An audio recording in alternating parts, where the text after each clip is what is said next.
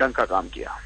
जी अशोक जी, आप भी यूथ है। जब केंद्र सरकार सत्ता में आई थी तो कई तरह के वादे यूथ को लेके किए थे, रोजगार दिलाने के वादे थे, कई तरह के स्टार्टअप और डिजिटल इंडिया जैसे कार्यक्रम भी शुरू किए गए, लेकिन इससे यूथ को कितना फायदा मिला, इसे आप किस नजरिए से देखते हैं? देखिए, हम जमीन पर रहते हैं जी, हम टीवी पर आसमान पर नहीं रहते हैं, हम जमीन पर रहने वाले लोग हैं। हम जमीन पर देखते हैं कि जिस प्रकार से इन्होंने इन योजनाओं को लॉन्च किया, स्टार्टअप को लॉन्च किया, हर साल 2 करोड़ युवाओं को रोजगार देने की बात करी, डिजिटल इंडिया की बात करी, मेक इन इंडिया की बात करी, इससे निश्चित रूप से बड़े इंडस्ट्रियलिस्ट को इसके बहाने से बड़े इंडस्ट्रियलिस्ट को जरूर इन्होंने फायदा पहुंचाने की कोशिश करी। लेकिन एक आम युवा जो गांव में बैठा है, आखिरी कोने में बैठा है और सरकार की तरफ बड़ी आशा की नजरों से देखता है, उस युवा के जीवन में किसी प्रकार का बदलाव लाने में ये सरकार कामयाब नहीं हुई। जी, तो आपका साफ तौर पर कहना है कि युवाओं को लेकर युवाओं को ज्यादा कुछ खास फायदा केंद्र सरकार की नीतियों से नहीं मिला है। जी जी अशोक जी, तो आपका साफ तौर पर यहां पर कहना है कि युवाओं को ज्यादा कुछ खास फायदा केंद्र सरकार की नीतियों से नहीं मिला है।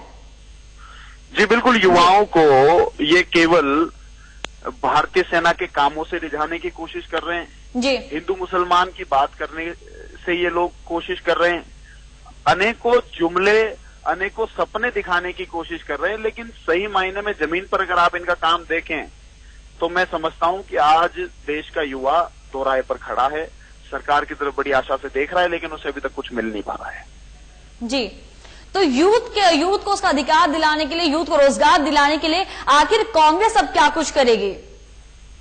देखिए, ये तो शीर्ष नेतृत्व फैसला करेगा जी कि हम किस प्रकार से सरकार को ये आईना दिखाएं, जी, किस प्रकार से उन्हें ये विश्वास दिलाएं कि देश और प्रदेश के युवाओं को रोजगार के साधन कम होते जा रहे हैं। जी, दिन प्रतिदिन मंदी बढ़ती जा रही है, छोटे व्यापारी मरते जा रहे हैं, साधन की उपलब्धता, नौकरी की उपलब्धता कम होती जा रही है। सरकारी तो आपने दी नहीं, लेकिन ये दिन प्रतिदिन नोटबंदी से जो मंदी आई, उससे जो प्राइवेट सेक्टर में भी छोटी छोटी दुकानों पर कारोबार था, काम था, उसमें भी बड़ी मंदी आ गई है। वहां से भी बड़ी मात्रा में युवाओं को जो है बेरोजगार होना पड़ा है।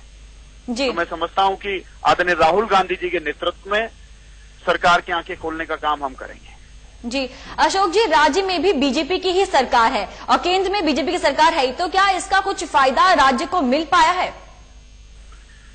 देखिए, दोनों राज्य में एक ही पार्टी की सरकार होने का फायदा निश्चित रूप से मिलना चाहिए था, और इसी आशा के साथ में प्रदेश के युवाओं ने, किसानों ने, महिलाओं ने, बहनों ने, बुजुर्गों ने वोट देकर इनको राज दिया। जी, लेकिन आप आंकड़ा देखें, राजस्थान सरकार जब राज में आई, बड़े बड़े उन्होंने मैनिफेस्टो में कहा कि हम 15 लाख नौकरियां युवाओं को देंगे। जी, और आज ये केवल ये कहकर अपना पल्ला झाड़ना चाहते हैं कि हम नौकरियों के ट्रेनिंग देकर, नौकरियों के लिए आपको तैयार करके हम इसी की बात कर रहे थे, सरकारी नौकरी की हम बात नहीं कर रहे थे। तो ये एक तरह से फिर से वो जुमले वाली बात हो गई, जैसे काला धन लाने के ऊपर इनके अध्यक्ष अमित शाह जी ने कहा कि वो एक चुनावी जुमला था।